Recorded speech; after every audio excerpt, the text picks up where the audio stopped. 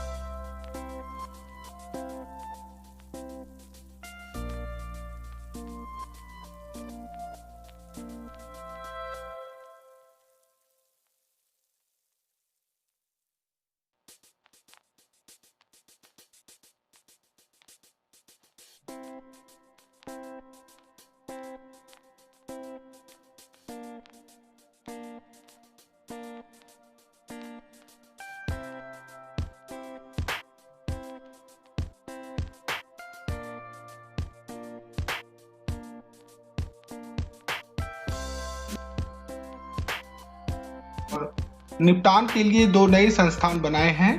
प्रथम कार्य समिति और दूसरा औद्योगिक न्यायाधिकरण। तो इसका उत्तर होगा औद्योगिक न्यायाधिकरण। प्रश्न 2 है, औद्योगिक विवाद अधिनियम में कौन सा खंड श्रम न्यायालयों के पीठासीन अधिकारियों की अयोग्यता के बारे में चर्चा करता है? तो इसका उत्तर होगा 7C। प्रश्न 3 है, चौथी अनुसूची में निर्दिष्ट सेवा शर्तों में किए जाने वाले परिवर्तनों के मामले में नियोक्ता द्वारा काम करने वाले को कितने दिनों का नोटिस दिया जाना चाहिए? तो इसका उत्तर होगा 21 दिन। प्रश्न 4 है, किसी भी प्रतिष्ठान में कार्यरत कुल कर्मियों की संख्या संरक्षित श्रमिकों का प्रतिशत कितना होना चाहिए? तो इसका उत्तर होगा 1%। प्रश्न 5 है, 2 या अधिक पंजीकृत ट्रेड यूनियनों की सम्मिलित करते समय कितना प्रतिशत वोट दर्ज किए जाना चाहिए? तो इसका उत्तर होगा 60%। प्रश्न 6 है, अधिनियम का कौन सा भाग ट्रेड यूनियनों के पंजीकरण से संबंधित है? तो इसका उत्तर होगा धारा 8। प्रश्न 7 है, कितने सदस्यों को विघटन की सूचना पर हस्ताक्षर करना चाहिए? तो इसका उत्तर होगा 7 सदस्य और ट्रेड यूनियन के सचिव। प्रश्न 8 है, ट्रेड यूनियन सदस्यों को यूनियन के रूप में खुद को पंजीकृत करने के लिए न्यूनतम संख्या की क्या आवश्यकता है? तो इसका उत्तर होगा 7। प्रश्न 9 है, नियोक्ता द्वारा भुगतान किए गए जुर्माने की राशि क्या है जिसमें वह धारा 3 के अनुसार ड्राफ्ट के अस्थायी आदेश प्रस्तुत करने में विफल रहता है? तो इसका उत्तर होगा 5000 रुपीज। प्रश्न 10 है, अस्थायी आदेशों में कोई संशोधन करते समय प्रमाणित अधिकारी को कितनी प्रतियां प्रस्तुत करनी होती है? तो इसका उत्तर होगा 5। प्रश्न 11 है, मजदूरी अधिनियम 1936 के भुगतान की धारा 2 किसको परिभाषित करती है? तो इसका उत्तर होगा औद्योगिक प्रतिष्ठान। प्रश्न 12 है, वह समय सीमा क्या है जिसमें नियोक्ता अपने औद्योगिक प्रतिष्ठान में गोद लेने के लिए उसके द्वारा प्रस्तावित मसौदा आदेशों की 5 प्रतियां प्रस्तुत करेगा? तो इसका उत्तर होगा उस तारीख से 6 महीने जिस पर अस्थायी आदेश अधिनियम लागू हो जाता है। प्रश्न 13 है, श्रमिक क्षतिपूर्ति अधिनियम 1923 के तहत मुआवजे का भुगतान करने के उद्देश्य से निम्नलिखित में से किसे मृतक कर्मकार के आश्रित माना जाता है? तो इसका उत्तर होगा इनमें से सभी, अर्थात एक नाबालिग भाई या एक अविवाहित बहन या एक विधवा बहन, विधवा बहू। तीसरा है मृतक पूर्व पुत्र का नाबालिग बच्चा। चौथा है पूर्व मृत बेटी का नाबालिग बच्चा जहां बच्चे का कोई माता पिता जीवित ना हो। पांचवा है यदि कामगार का कोई माता पिता जीवित नहीं है तो वह पैतृक है। प्रश्न 14 है कामगार मुआवजा अधिनियम 1923, मातृत्व लाभ अधिनियम 1965 और कर्मचारी राज्य बीमा अधिनियम 1948 यदि लागू होता है तो क्या होता है? तो इसका उत्तर होगा डी, यदि कार्यपालक क्षतिपूर्ति अधिनियम और मातृत्व लाभ अधिनियम लागू होते हैं तो कर्मचारी राज्य बीमा अधिनियम लागू नहीं होता है। प्रश्न 15 है श्रमिक क्षतिपूर्ति अधिनियम 1923 नियोक्ता किसी भी चोट के संबंध में मुआवजे का भुगतान करने के लिए उत्तरदायी नहीं होगा जिसके परिणाम स्वरूप अवधि के दौरान काम करने वाले की कुल या आंशिक विकलांगता नहीं होती है। इसका उत्तर होगा 3 दिन। प्रश्न 16 है कर्मचारी भविष्य निधि और विविध प्रावधान अधिनियम 1952 के तहत शामिल होने के लिए वर्तमान वेतन सीमा क्या है? तो इसका उत्तर होगा 15,000।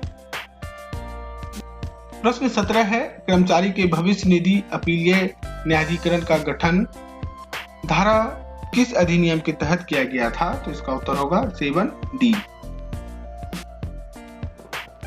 प्रश्न 18 है केंद्रीय बोर्ड के खातों का वार्षिक रूप से ऑडिट किया जाता है।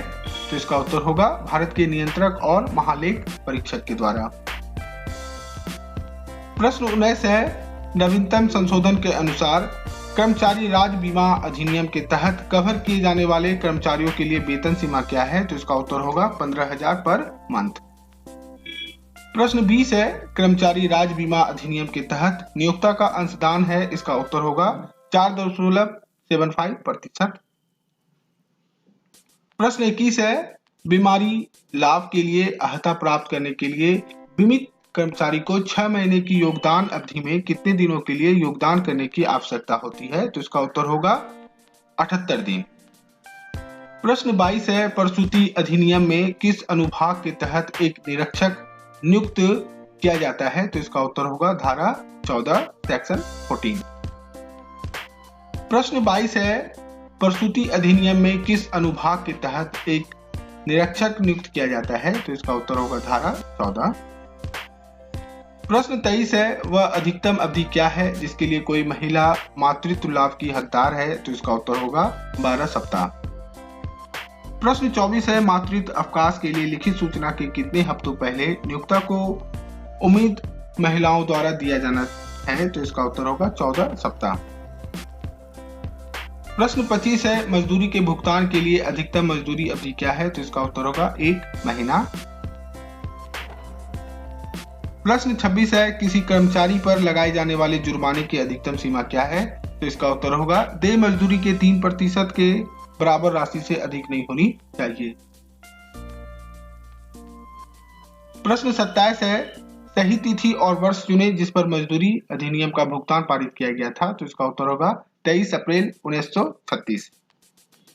प्रश्न 28 है किसी भी कारखाने या औद्योगिक प्रतिष्ठान में जहां 1000 से कम कर्मचारी कार्यरत हैं उन्हें कितने दिन की समाप्ति से पहले वेतन का भुगतान किया जाएगा? तो इसका उत्तर होगा 7वें दिन।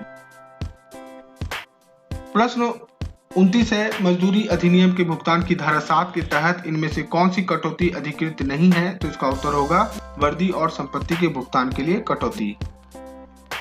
प्रश्न 30 है नियोजित व्यक्ति की मृत्यु के मामले में अघोषित मजदूरी के भुगतान का कौन सा खंड ध्यान रखता है? तो इसका उत्तर होगा सेक्शन 25A।